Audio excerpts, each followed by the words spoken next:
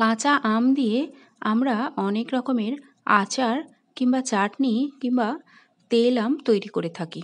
তবে আমি যে পদ্ধতিতে করি সেটা আজকে আপনাদের সাথে শেয়ার করব। প্রায় ৬ মাস থেকে ১ বছর পর্যন্ত ভালো থাকে এই চাটনি। এইবার সবার প্রথমে আমগুলো ভালো করে ধুয়ে নিতে হবে। তারপর একটা সুতির কাপড়ে ভালো করে আমগুলো মুছে নিতে হবে, যেন একটুও আমের মধ্যে জল না লেগে থাকে। জল থাকলে আচার কিন্তু বেশি দিন টিকবে না। এইবার খোসাটা ছাড়িয়ে নিতে হবে, বটির সাহায্যে হোক, ছুরির সাহায্যে কিংবা পিলার দিয়ে সবুজ যে খোসাটা খুব ভালো মতো ছাড়িয়ে নিতে হবে। সম্পূর্ণ আমগুলোর খোসা আমি ছাড়িয়ে নিয়েছি। এইবার একটা বড় পাত্রে নিয়ে নিলাম, যে গ্রেটার সবার বাড়িতেই থাকে। এর মধ্যে যেটা সব থেকে বড় ছিদ্রযুক্ত আছে সেই অংশটার মধ্যে আমটা দিয়ে ওপর নিচ করে কিন্তু আমটা কুড়ে নেবেন না, একদম নিচের দিকেই কুড়ে নেবেন, তাহলে আমের টুকরোগুলো সব একই রকমভাবে বাটিতে পড়বে। আর যদি ওপর নিচ করে আমটা ঘষে নেন তাহলে কোনোটা ছোট কোনোটা বড়, আর সেক্ষেত্রে ছোট আমের টুকরোগুলো কিন্তু গলে যাবে। তাই একই দিকে কিন্তু আমটাকে ঘষবেন। এইবার অন্য আর একটা পাত্রে একটা সুতির পরিষ্কার কাপড় নিয়ে আমের টুকরোগুলো দিয়ে ভালো করে, ঠিক আমি যেভাবে কাপড়টাকে মুড়িয়ে নিচ্ছি সেরকমভাবে নিয়ে আমের যে টক জলটা আছে সেটা কিন্তু বার করে দিতে হবে। এই টক জলটা বার করে দিলে চিনি কিংবা গুড় অনেকটা কম লাগে আর অনেক দিন পর্যন্ত কিন্তু ভালো থাকবে। আর আমটা কেমন টক হবে সেই অনুপাতে কিন্তু চিনি গুড় যাই নেন তার পরিমাণটা নির্ভর করবে। এখানে আমি ১ কেজি পরিমাণ আম ব্যবহার করছি। ১ কেজি পরিমাণ আম কুড়ে নিয়ে সমস্তটাই কিন্তু এইভাবে ন্যাকড়ার মধ্যে নিয়ে আমি হাতের সাহায্যে ভালো করে টক জলটাকে চেপে চেপে বার করে দিচ্ছি। টক জলটা খুব ভালো করে নিগড়ে নিয়ে এইবার অন্য আর একটা পাত্রে আমি আমগুলোকে নিয়ে নিলাম। আমগুলো মধ্যে এবার এখানে ১ কাপ পরিমাণে আমি চিনি ব্যবহার করছি।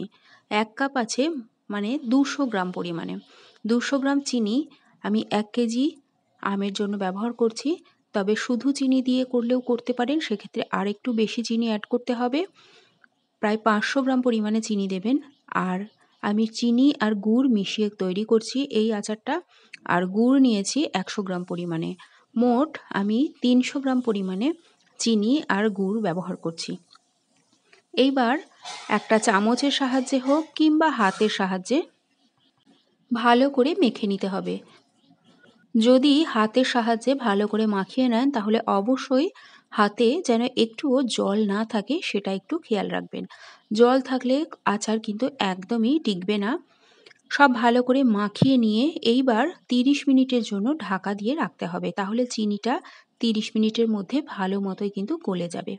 দেখুন ৩০ মিনিট হয়ে গেছে, আমি ঢাকাটা সরিয়ে দিচ্ছি। চিনিটা গলে গেছে, জল কাটতে শুরু করেছে। এইভাবে রাখলে আচার খুব টেস্টি হয়। আর আমের যে ঝুড়িগুলো তৈরি হলো সেই ঝুড়িগুলো কিন্তু পরবর্তীতে মানে আচার তৈরির সময় আর ভেঙে যায় না। তাই চিনি গুড় একসাথে মাখিয়ে অবশ্যই ৩০ মিনিট ঢাকা দিয়ে রাখবেন।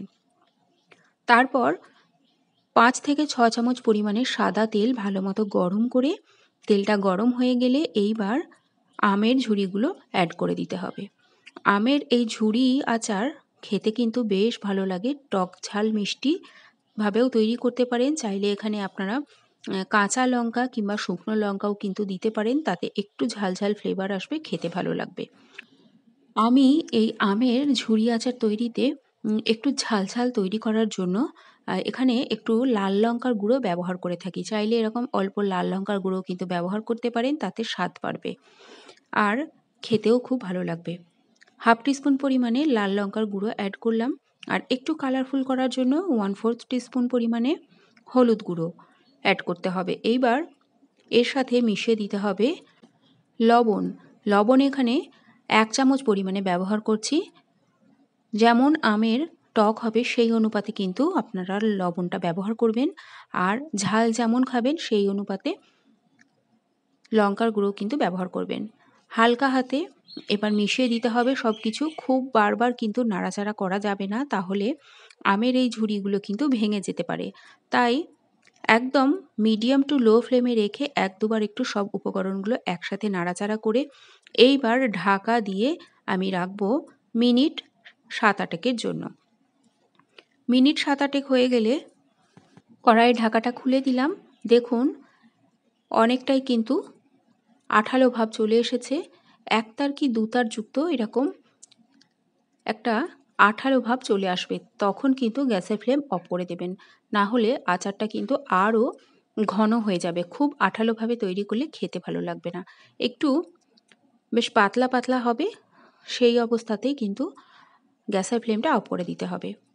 আর এর মধ্যে মেশাতে হবে একটু ভাজা মশলার গুঁড়ো। আমি একটু ৫ ফোড়ন আর সাথে শুকনো লঙ্কা একসাথে ভেজে নিয়েছিলাম, সেই মশলাটা অ্যাড করে দিলাম। আর যাতে অনেক দিন পর্যন্ত এই আচারটা ভালো থাকে সেই জন্য ২ চামচ পরিমাণে ভিনিগার। সব ভালো করে গ্যাসের ফ্লেম অফ করে দেওয়ার পরই মাখিয়ে নিতে হবে। গ্যাসের ফ্লেম অন রেখে কিন্তু ভিনিগার আর ভাজা মশলা ব্যবহার করবেন না। এখানে শুকনো লঙ্কা যে ভাজা মশলাতে ব্যবহার করেছি সেটা কিন্তু যেমন আপনারা ঝাল খাবেন সেই অনুপাতে ব্যবহার করবেন। এইবার সব মিশিয়ে নিয়ে একটা ছিদ্রযুক্ত জালি দিয়ে ঢাকা দিয়ে রাখবো। সম্পূর্ণ ঠান্ডা হয়ে গেলে কাঁচের জারে এটাকে ১ বছর পর্যন্ত সংরক্ষণ করে রাখবেন। তৈরি হয়ে গেল দারুণ টেস্টি আমের ঝুড়ি আচার। কাঁচা আম শেষ হয়ে যাওয়ার আগে এই রকম আচার তৈরি করে রাখুন। ভালো থাকবেন সকলে।